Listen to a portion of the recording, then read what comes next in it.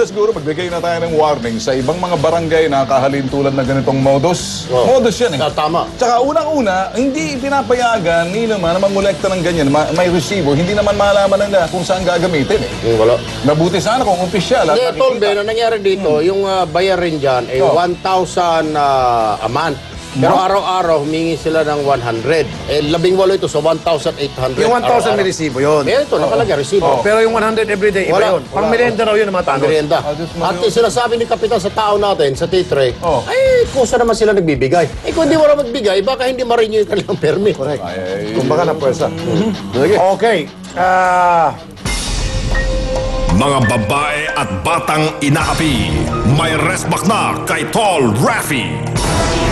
Ito mga tol, barangay pa rin. Wala nang katapusan, puro mga barangay ang nireklamo rito. Ito mga barangay, alin po sa barangay, para mga miyembro ng Akyat Bahay Gang. Nang raid. Nang raid, Saan kumuha ng warrant? wala, nang raid pagkatapos nagsamsam ng mga ari-arian. Kawatan nga. Kaya nga ang tawag dyan, Tulisan. Kawatan, Akyat Bahay Gang. Tulisan. Mamaya yan. Hoy! Ano ba? Trespassing kayo! Etong sigaw ni Gilbert Pangilinan ng Barangay 174, Camarin, Caloocan City. Puinersang pasukin ng mga tao ni Kapitan Gilbert Rivera kasama ng mga kagawad at mga barangay pulis niya. Gumamit po sila ng pwersahang pagwasak ng pintuan po namin.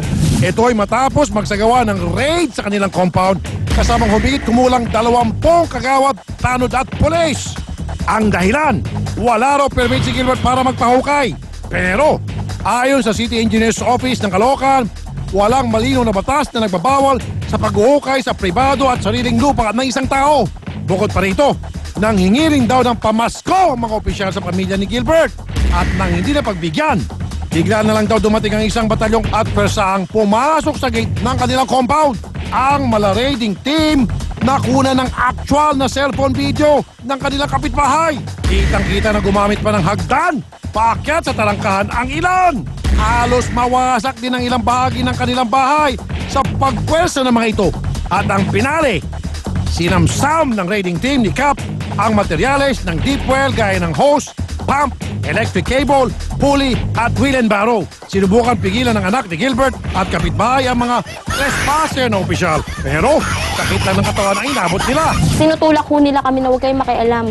Baka ikulong din namin kayo, dalhin namin kayo sa barangay. Sa medico legal na ipinakita sa amin, positibong nasaktan nga sila. Hanggang ngayon, nakatambak lang sa loob ng barangay hall ang mga gamit ni Gilbert sa patubig. Nandiyan ba si Cap para sagutin ang reklamo? Ayaw din. Ako. Okay. Ganito kasi ito mga tol. Gusto ko sanang bitagin. Wow! Si Cap. Bitag, gagamitin ko sa salita mo. Kasi, ang nireklamo din si Cap, dahil si Cap mismo ang pasimuno sa pag-raid ng bahay nang walang search warrant. Tapos ngayon si Cap, meron kasing pinadalang sulat sa mga complainant dito. Okay. Na naghugas kamay siya. Na sabi niya, paimbestigahan ko yung ginawa ng mga tauhang ko. Ano naman?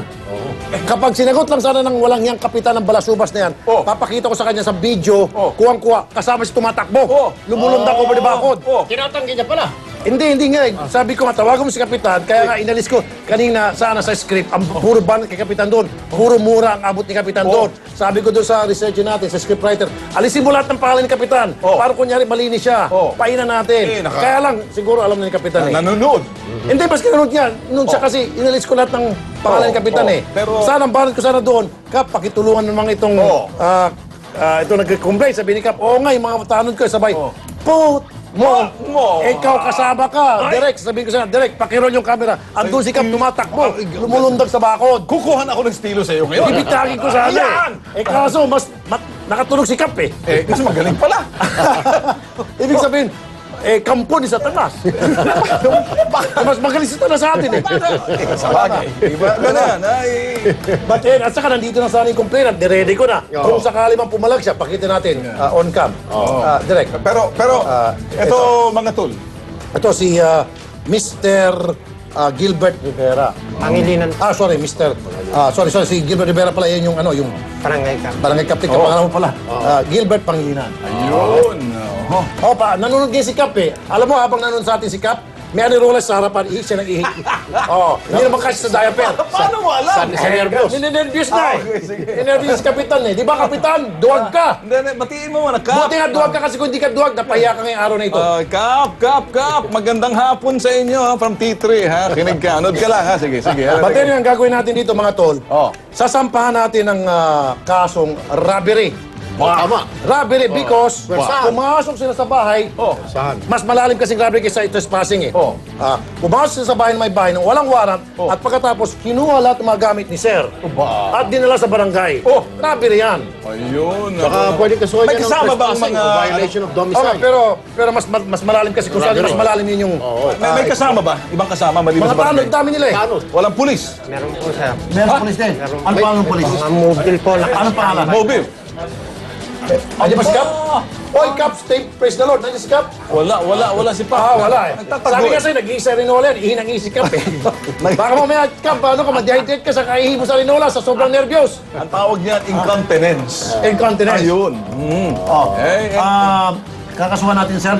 Identify mo naman yung mga tawan at saka si Cap kasama sa kakasuhan May natin. video naman. May video. Willing ka. Tapos ngayon, sir, yung mga pulis, may pangalan kayo? Ngayon po, wala po, Wala. sir. So, si Kapitan lang po muna. Opo, sir. Okay, siyempre, pag kinasuhan natin si Kapitan, sabihin ni Kapitan, ang laki, ako lang makukulong. Ituturo niya yung ingunguso niya yung kanyang mga kasama. Para may kasama sa kulungan. Doon sila mag-happy-happy. Ito na lang ang pinakamagandang mensahe. Kayong mga barangay na gagaya sa yapak nitong Kapitan Rivera na to, makinig kayo. Gilbert Rivera. Gilbert Rivera. Nandito yung berdugo ninyo, T3, ha? Lalo-lalo na si Rafi. Rap, medyo... Hindi. Ikaw, bibitagin ko Ayan. Di ba? Kukuha ko ng estilo sa'yo. Yan. Baka medyo mahina-hina pa ako magbitag. pero mas maganda kung nakatutok tayo, eh. Para ma-wanted natin. Yan. Ma-wanted. Sige. Ayun. Okay. Sa pagbabalik ng programang Kumigiba sa mga pasaway sa lipunan, sasakluhan natin ang isang operator ng jeep dahil sa maling paghuli sa kanya ng mga lesbo sa Coastal Road. Action natin ang kanilang reklamo. Live. Babala naman para sa mga mahilig sumakay ng mga bagong taxi. Maging mas alerto dahil ang mga kawatang driver kumukuha lang ng tiempo para tangayin ang inyong mga gamit. Ang kanilang bagong modus, alamin.